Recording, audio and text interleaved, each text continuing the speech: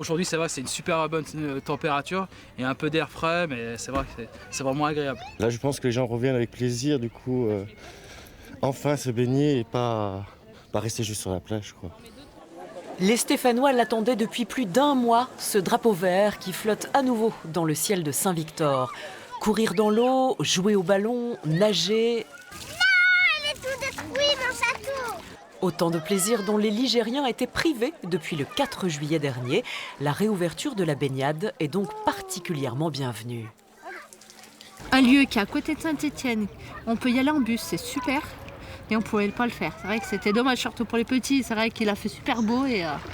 Mais bon, là on en profite au moins. Avec la canicule qui a sévi ces dernières semaines, certains n'ont pas résisté à l'envie de piquer une tête, bravant l'interdiction municipale. On s'est baigné, il faisait trop chaud. Je prenais des douches, je faisais attention, je buvais pas l'eau, voilà.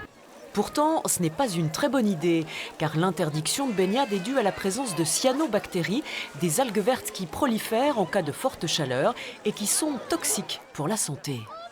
On a des préconisations de l'Agence régionale de la santé qui nous demandent d'interdire la baignade pour des raisons sanitaires.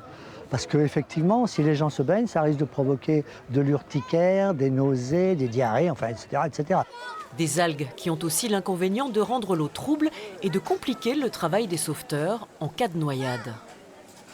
En marge en fait, des analyses bactériologiques, nous on a un test de visibilité et quand ce test n'est pas bon, c'est-à-dire quand la visibilité est inférieure à 1 mètre, on ne peut pas ouvrir la baignade pour des problèmes effectivement de sécurité.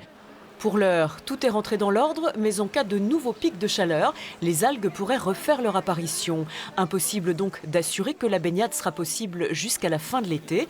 En attendant, une seule chose à faire, en profiter.